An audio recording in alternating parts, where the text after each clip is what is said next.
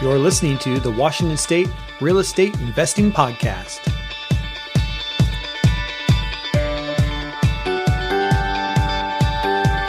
This episode is sponsored by Deese Real Estate and Property Management. Deese Real Estate specializes in helping out-of-town and local investors buy profitable properties while having a little fun along the way, and is probably the best agent and property management company in Spokane. For more information, go to deeserealestate.com. And by G3 Homes. G3 Homes invest in real estate across Washington State, creating beautiful homes to live in. G3 Homes is the proud producer of the Washington State Real Estate Investing Podcast. To learn more and see our latest projects, check out g3-homes.com today. What's up, everyone? I'm your host, Jeff Udick, back with another great episode for you here on the Washington State Real Estate Investing Podcast. Just a reminder, if you would like to be a guest on our podcast, all you need to do is head over to WSREIP, that's Washington State Real Estate Investing Podcast, WSREIP.com, and fill out the form on our contact page. It's a great way to grow your network with other investors and those in and around the real estate investing space. Our guests continue to tell us about leads they have gotten after being on the podcast. That's my hope for this podcast, that it's a way for all of us to grow our network and learn from others along the way. Just fill out the form on the website and I'll reach out to you and we'll set up a time to have a chat over Zoom. Everyone is welcome here, regardless of experience or level of investing. I'd like to get some folks on from the middle part of the state, say someone with short-term rentals in Leavenworth, or maybe others in the real estate investing business in Wenatchee or Moses Lake or Yakima or the Tri-Cities. I know those are all hot rental markets. And if you or someone you know is active in those markets and you think they would be a great guest to have on, please forward the website to them and encourage them to fill out that form. You can also find the link in the show notes of this week's episode as well. We now also have a Facebook page set up for the podcast. So if you are a heavy Facebook user, you can now follow us on Facebook. Just search for Washington State Real Estate Investing Podcast. Click the follow button. You can listen to us on your phone there as well, if you'd like. I'm hoping this might make it easier for people to share the podcast into real estate investing groups. I appreciate your continued support in spreading the word about our podcast. This week, we're back in Spokane, which shouldn't surprise anyone listening to this podcast, as it keeps coming up as one of the top real estate markets in the country right now. I'm excited to share and learn from Marie Pence, a former police officer turned real estate investor and agent with over 400 doors. Or was that 200 doors? Or was it, well, you'll get why it's hard to count them when you listen to this episode, and how Marie uses the 1031 exchange method to continue to grow her real estate investment portfolio. If you're investing in the greater Spokane region or are thinking about it, Marie is someone you're going to want in your network. As always, you can find links to her social media and website to do just that in the show notes of this episode. I hope you enjoy this conversation with Marie. And with that, on with the show.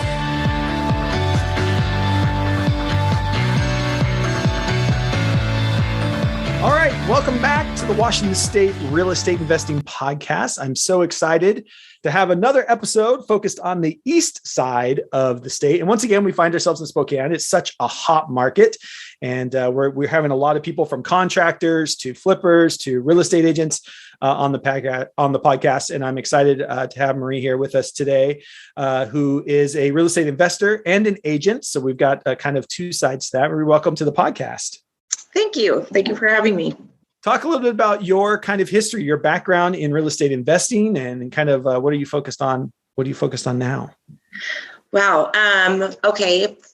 So initially how this all started, I was actually a police officer here for the city of Spokane for 10 years. Oh, wow. So I worked for SPD, had gotten a divorce and had the option to buy what's called a cop next door house. So the HUD program in Washington State had a program for teachers and cops that if you bought in a revitalization neighborhood, you can get a house for half of the cost. Wow. So in this case, I bought a house, 820 East Hanson. I'll never forget that address, for $34,000. Wow. And it was a cute little Craftsman, big 2-car garage, fenced yard, moved into there. And the contract terms basically say you have to live there for 3 years, and they check on you, and you could be federally indicted if you are falsely renting it or doing any of those things. Wow. It's very tight Very program. strict, huh? Wow. So I lived there, fixed it up, had a bunch of the guys from the police department help me. It's kind of that broken window theory that as you're fixing up, the meth head next door is moving out because they're seeing cop cars next door. Yeah. Needless to say, it was a great investment for me. I lived there for 3 years, moved out and bought my next investment, which was a duplex. And I left that as a rental. That home for me had a $312 a month payment, my mortgage payment at 6.75% interest at the time. And I was getting $750 a month for rent. So it was great for some extra passive income. And I was able to purchase another duplex to hold as an investment at that time. And my husband now was a good friend and was telling me about real estate and investing. He was a finance major. And so he had kind of talked me into kind of both purchases. Well, then by the time I bought that duplex, fixed up one side, rented the other side, and was able to, at that time, with the way that the financing market was working in 2005 and 6, to buy another house. So I bought a nice little house in a cute little neighborhood close to my children's school, was renting both sides of the duplex and this house now, and living in a different home. And by the time I left the police department, had to really think about what was going to be next. So I sold my cop next door house for $142,000. Wow. Purchased another duplex. So I had 4 units of passive income coming in. Anyway, and so that's kind of how I started. It was just a little at a time, and trying to teach people, it is possible. I had 2 conventional loans on 30-year fixed rate terms at that time, plus a home that I lived in. Yeah. And looking at what the possibilities were when I started seeing what that passive income was. My husband at the time, we weren't quite married yet, but he had, I would say, 8 homes, maybe a duplex or 2 in there. So he had different properties that he had as well. And trying to figure out what was going to be the next step for us, we figured out at that time that we each, even while being married, could have 10 conventional loans on 30-year fixed rates in each of our names. So we did that. We basically picked up as many 2 to 4 unit properties that we could find and did it that way, and had the extra cash to also be doing some flips in between. So we would pick up little properties that in Spokane at the time, you could pick up a home between $50,000 to $75,000 really easily. Crazy? Yeah, and a lot of unfinished basements or space that could be modified, and then flip it. So we would go in and on our own and do a lot of the work ourselves and spend a lot of our off time doing floors and painting and roofing and learning all the stuff and building up that property profile till it got to the point to where we had now each 10 conventional loans, and we had to look at the commercial side, which scared us initially. Yeah. And so what we started doing was 1031ing these older houses into lots that we could build on. So we would sell a home and do a 1031 exchange, buy a lot. And in that time frame, a lot of agents didn't really know what they had on their hands. And I was researching neighborhoods that you had revitalization neighborhoods that had 10 years with no taxes. Right. So they were poorer neighborhoods in Spokane and socioeconomically not ideally where I would maybe buy a single family home for my family, but where I could get great investment turnaround. And so I could buy a single family lot but build 4 units on it. Wow. So I started building townhouses on those lots. And so my husband and I would we used to own like 8 lots on Knox and Shannon down to Indiana. And so you have all these units that look identical. Right. That we could build 4 units or 8 units and, go on and on. And so we were able to 1031 exchange all these little houses with very little tax hit and purchase these lots and build on them. Huh. And so now we built up our portfolio from having, 10 houses or duplexes to having, 30 units, 40 units, and would build little by little. Our first year we built 12 townhouses, and then the next year was 20 townhouses, and so on and so on. And so what that allowed us to do was start to sell those little 4-unit complexes into bigger pieces of land to build more units on. Wow. So that's kind of how we got the ball rolling. And now we're at the point where we own just under 300 units in Spokane and Post Falls. And we kind of just keep looking for land that we can make exchanges on to build the next bigger units. Wow. We've got a unit out in the valley that we have 60 doors. It's a Skipworth unit. And then we've got a unit up off of Lyons that we have 30 doors. We purchased 2 pieces out by the Amazon off the Medical Lake exit that we're building on currently. Jeez. And we'll build about 125 to 130 doors out there. And then we just sold another piece this year and purchased a piece of land out in Pines and Alki that we'll build another 85 to 90 doors on. So we kind of just keep the rotation of the 1031 exchange working for us so that we can buy land to build more units. Which, like at one point this year, we were down to like 186 doors because with the exchange of what we sold to the land that we're building on, it's just kind of how it works. But in general, we kind of keep a regular flow of 280 to 300 units kind of going. And by next year, we should have just over 500 doors. Wow, that's insane. It's crazy.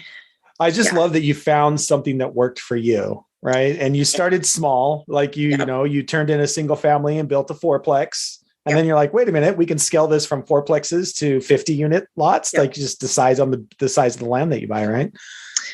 And it was much easier then because obviously with the way that things have changed with the dynamic of the sale, the price of things in Spokane, what I originally purchased for my Skipworth unit, the land itself, I think I paid $425 to build those 60 units. And I had to put a lot into infrastructure. But even with that being said, the same size of land that I had to buy at Pines and Alki now, I had to pay $1,020,000. Yeah, isn't it crazy? So big difference in a 4 to 5 year time frame here in Spokane when you're looking at what your options are and how things change. Not just for the cost of homes, but the cost of land and the cost of building and the cost of infrastructure and labor and stuff. It's a lot. Yeah. Let's talk about that a little bit. Let's talk about where do you see the Spokane market headed? Like you definitely you are all gung ho. I know that you talked about the Amazons and Amazon's building the second one out there. Yep. So Amazon's really coming in. I know that there's some development in downtown Spokane that's supposed to be coming, some big high rises. Where do you just see the Spokane market going? I've lived here my whole life and working in Spokane as a police officer, I work for civil service. So knowing that whole Spokane core, I'm still very involved in our community in a lot of ways. I'm on a couple of different board foundation. And I will say this, Spokane is finally catching up to a lot of other areas that we always said we've always been behind. In a lot of ways, that's good. We had this great little secret here because we have a great community. We had the right size for what we had going. The big business that's coming here is phenomenal. It's outstanding to see what's going on here and have this business bringing what it's bringing to Spokane.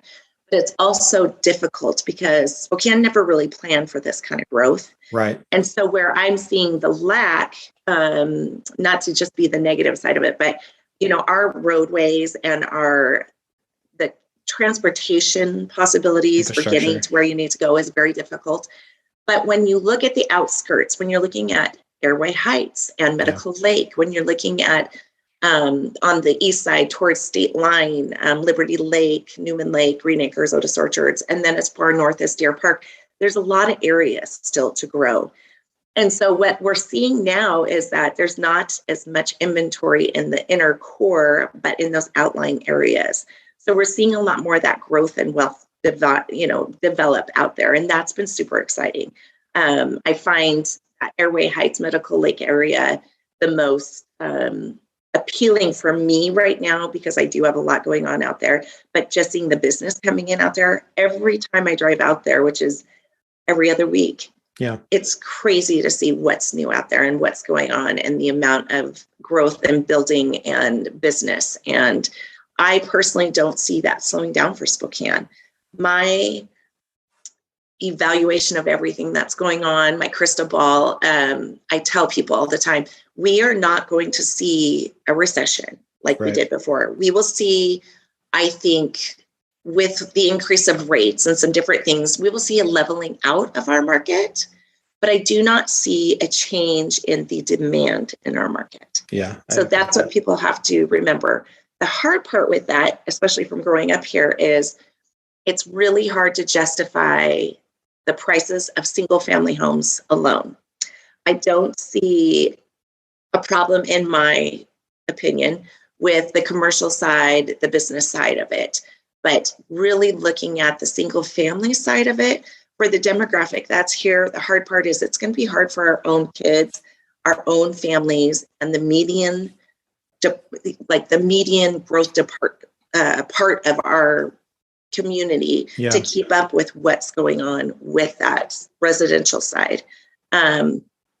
That's where I see there's going to be some confusion, and it's going to be difficult. And are you already seeing that? Are you already having buyers who are just like being priced out, or it's just so competitive you just can't even get in? Absolutely. I am lucky that I have the level of business that I do a lot of listings. And I still have a lot of buyers, but the listing side, I'm telling people, I don't know how long this is going to last, because the demand is going to be there. This could be for the next 2 to 3 years still coming. The problem is with interest rates, what the buyer's ability is going to be if they're financed. Now, over 50% of our buyers last year were cash buyers. Wow. How that came about was a couple different ways. A lot of agents like me were talking our buyers into looking at other options so they could make the purchase and then finance after, because rates were so great. But all in all, when I'm looking at what I'm listing and what they're selling for, it's mind blowing. Yeah. I have had to take a step back and go, how is this possible? I had a listing 2 weeks ago, put it on the market, had 80 some showings, had crazy amount of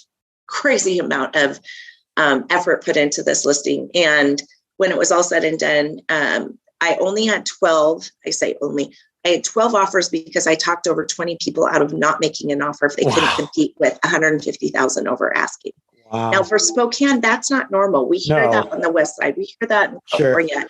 But we ended up with an offer, cash offer, 200,000 over asking. Wow. And a backup offer that was 220,000 over asking. Wow. So how that's sustainable in a market like this is going to be very difficult. Yeah. My own children, I have children that are 23 and 26, how they're going to be able to buy a home. That it's going to be difficult. I have, some abilities in helping them, but I'm also not one that believes in handing things to my children. They got to work for it like I did. It's a different market. A lot of the buyers that are approved for 350,000, I have to have that conversation, let them know it's going to take a lot of patience, and it's going to take some heartbreak, and it's going to be hard. It's still possible, but it's not the same level of house that you were buying 2 years ago even. Yeah. And what are you finding from the buyer end? What are buyers currently looking for in the Spokane market? Are you finding any, are they looking for area? Are they focused on area? Are they focused on walkability?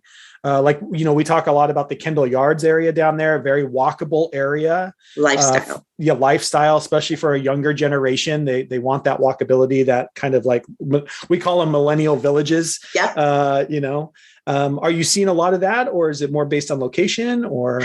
It used to be based on location, but now it's affordability. Okay. People talk about, the Rogers area, or what's called Hilliard of Spokane. Right. Hilliard's the northeast region of Spokane, where you have a lot of blue-collared working class families. And what has happened we had these really strong neighborhoods that have always been really strong, Shadle Park neighborhoods, different parts of town, 5 Mile, that have always remained very strong and very good core parts of the market, good schools, good neighborhoods, et cetera. And you have them kind of spaced all around Spokane. Well, now you have these areas that were not considered the most appealing neighborhoods, but the affordability is there. And so what has happened is, again, that broken window theory, where they're like, well, this is where I can afford to be, and I want to make this house my home, so this is what I'm going to do. And they're buying these homes, fixing them up, and it's making the rest of the neighborhood say, look how cute that is. I'm going to fix this up. So you have these pockets of what used to be these older, not as appealing neighborhoods becoming more appealing, Right. bringing the value up, making it a more appealing place to buy. And it's also bringing business into those neighborhoods. We have this Hilliard neighborhood that has this whole core along Market Street that now has suddenly great restaurants, little boutiques, the antique stores, and the businesses that have always been there, kind of the core businesses, but they've regenerated into, with facelifts into these places that people want to go. So there is that walkability and the lifestyle ability now, even in those neighborhoods. Yeah. And I would say that was probably the biggest shock for me. So, my wife and I lived overseas for 10 years. And when we came back, we ended up here in Seattle and we started investing in Spokane. And we started looking at houses in Hilliard. And of course, being from Spokane, 30 years ago, I was like, I'm not buying in Hilliard. Yeah. But you're right. Like there's these little pocket neighborhoods that when I was a kid, where like you wouldn't touch that neighborhood, that now you're like, you know what, you can buy something there that's still relatively, they're still fixer uppers. You can get in, you can still fix and flip, or you can buy and hold, the appreciation is going to be there. And they redid Monroe Street, looks beautiful on what they did with Monroe, and they start doing that kind of stuff. It's going to be there. And Gonzaga is doing nothing but help that whole area. Like Gonzaga continues to expand north into that Hilliard area there. It's been incredible. So, and that's one thing about Spokane was, I think a lot of people underestimate the value of communities like this, but we have 3 good schools within a short distance. So you've got Eastern Washington University, 20 minutes from downtown Spokane. You've got Gonzaga right in the downtown core, and then you've got Whitworth University. Then you have 2 community colleges. Yeah. This is really a really great town for what brings people in. And a lot of the outside growth in the last few years, what I've had is people buying homes for their kids to live in while they're going to college. Yeah. Because it's so easy. It was so easy to find a home here for them and their kids and their friends to live in, and then keep as a rental or sell afterwards. Yeah. And it's still possible. It's a different price point now, and the demand is different. And the good ones, they go fast and they go way over asking. Yeah. Yeah. Let's chat a little bit about multifamily. That seems to be where your kind of niche happens to be in your investing world. Let's chat a little bit about multifamily and just working with investors in the Spokane area. As you are 1031ing out of these, is there are you seeing out-of-state investors coming in? Are they Spokane investors or statewide investors? Who are you seeing coming in? It's a combination. I will say I've been surprised with the amount of people in Spokane that are buying and using older money that hasn't been being used for a while. Okay. But also a lot of people from over on the west side of the state. There's a lot of people like you and people I went to college with that moved over on the west side of the state. And now we're like, hey, we need to be picking up properties when they should have been picking them up a couple of years ago. Yeah. But we are seeing more outside money and more west side money. I would say the majority of the buyers of the 1031s that I've had personally and for other buyers has been on the west side. Yeah. Because they do see it. We all hear nationally, you get all these articles from all over, and I read a lot of them, everything from New York Times and otherwise. And a lot of times I don't pay much attention. When there's real facts and real people locally that are involved, then I put some stake into the game. But when you're watching what's going on and seeing that Spokane, Washington is now one of the top 5 places to buy property in the country and to live, it's so strange. I've been here my whole life. That was never the case. Again, there's a lot of, I like Spokane being what Spokane always has been. And it is changing and changing for the better. But when you're watching people now wanting to invest here, the numbers have changed so dynamically. People are looking for a cap rate of at least 5%, where I never would have purchased anything with at least a 10%. Right. So big differences in what huge. People are buying, and they're willing to go down to a 3% level. When you're looking at your rate of return here with what has happened with raising rates of rent, there's a lot of opportunity. Yeah. And so that's the big thing, is telling people, depending on where you're buying and what the opportunity is, there's still a lot of properties on the market because people want to jump out because of what's going going on in Washington State politically. If you run your business like a business and know what you're doing, you could still run a very successful rental business here. The hard part is the people wanting to jump out that haven't raised their rates and haven't managed and maintained their properties.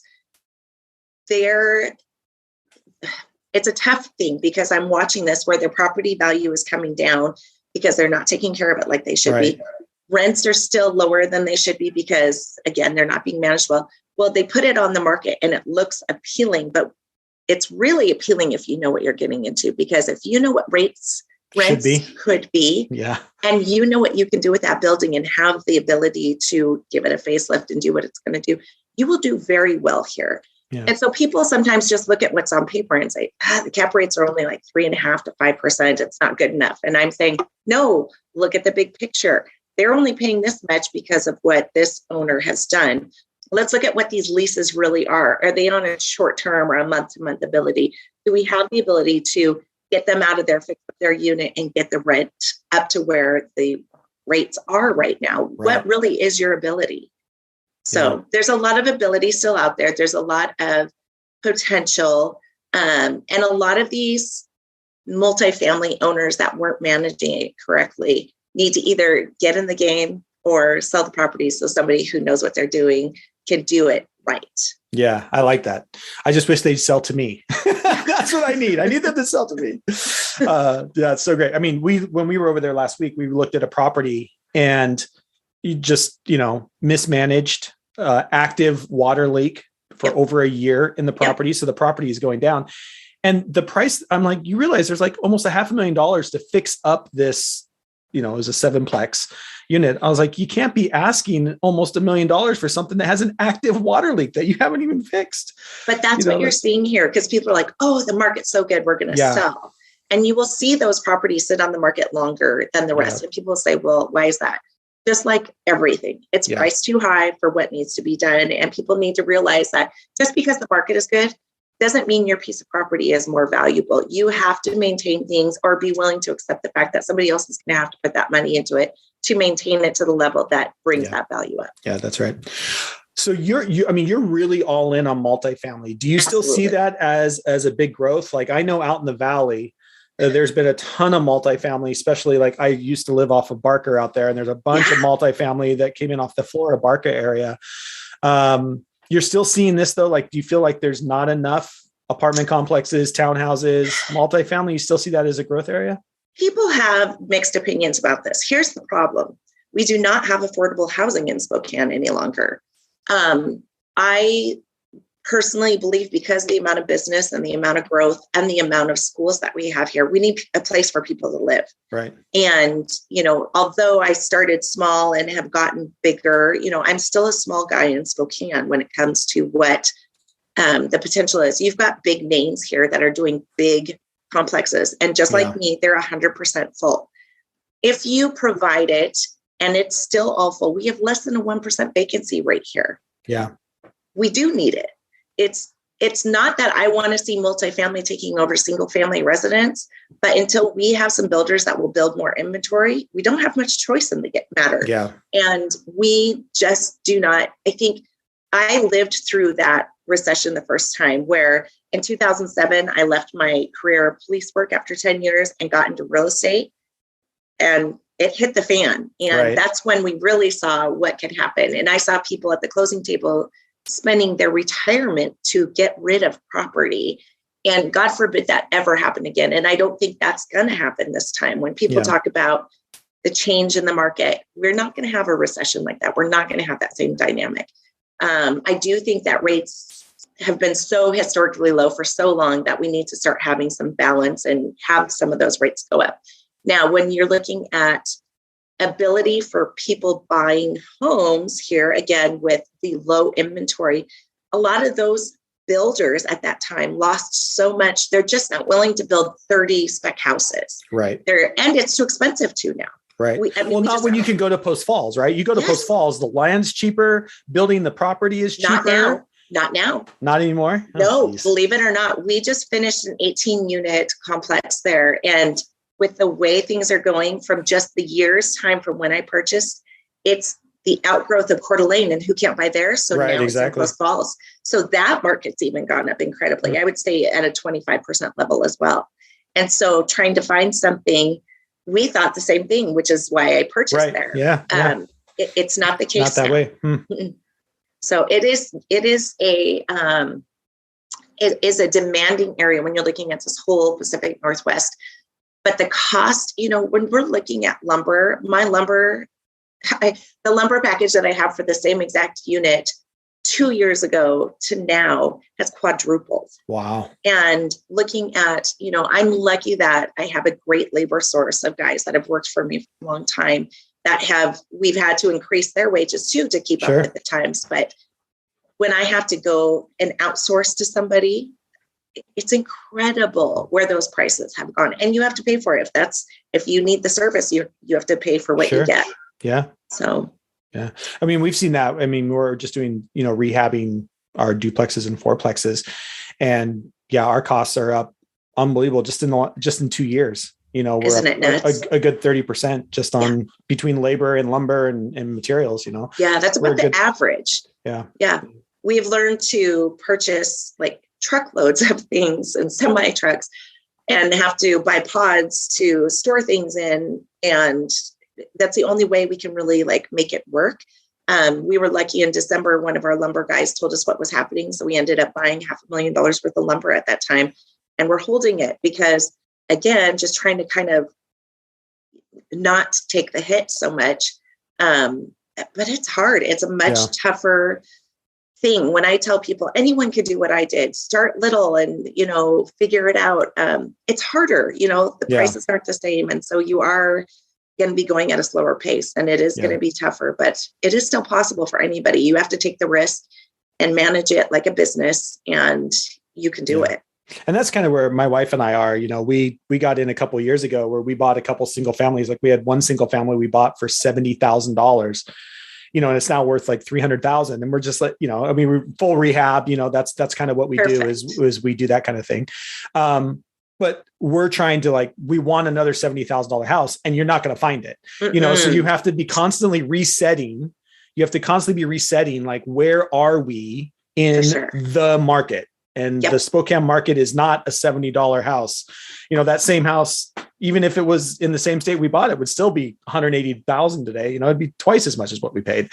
Well, I look at that 820 East Sands in my cop next door house. One of the other agents in my market, who's a friend, I called him because he listed it for $289,000. And I called him and I said, "Oh, you're not going to believe this. That was my first single mom, house I bought." And a 68,000 HUD cop next door program let me buy it for 34,000, and I sold it for 142,000. And we're having this conversation, and now it's being sold for 300,000. I know, it's just crazy. Nuts. Yeah, crazy.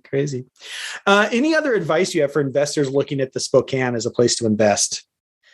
Have somebody who knows what they're doing. We've got some great people here who really do know what they're doing. Just like anything, when the market gets good, a bunch of people jump in. So we have a bunch of new agents, and some of them do know what they're talking about. And some of them are just new agents. They're enthusiastic. They still have a lot to learn, but it really does take somebody who knows what they're looking at, who knows the market, especially on the investor side. When you are coming into a market like this and looking at what the abilities are, having somebody that really can look at something and say, okay, I realize that this cost of what this is, and seeing the numbers as what they are because of what the rents rates currently are, and knowing what the ability can be for you is important. I've helped a lot of people from the West Side, and a couple of my investors from over there are like, "Oh my gosh, is this even worth looking at?" And there are some that are tough still. It's, based on location, based on how much money it's going to take to put into it to make it worthwhile. But overall, there's a lot of properties that just haven't been being managed and maintained like they should be, that have a lot of ability. So there is still potential here for sure. Yeah, that's great. Just work with someone who knows what they're doing. Yeah. And on that note, if somebody wants to work with you, what's the best way for them to reach out, to contact you? I'm easy to find, Marie Pence. You Google me. My phone number is 509-230-8457. And my website's easy, topspokaneagent.com. Awesome. And we'll make sure all of that is in the show notes for people so that they can easily click on it and find you and reach out to you if they're interested. So thank you so much for taking time to talk about the Spokane market, and congrats on everything you've accomplished and continue to do. It's exciting to hear somebody who's found a routine that worked for you, and you just are able to replicate the routine over and over and over using the 1031 exchange. And that's just great. That's great to hear. So thanks so much for taking time. Yeah. Next time you're over here, let us know. We'll take you for a beer. Appreciate it. All right. Thank you, Jeff.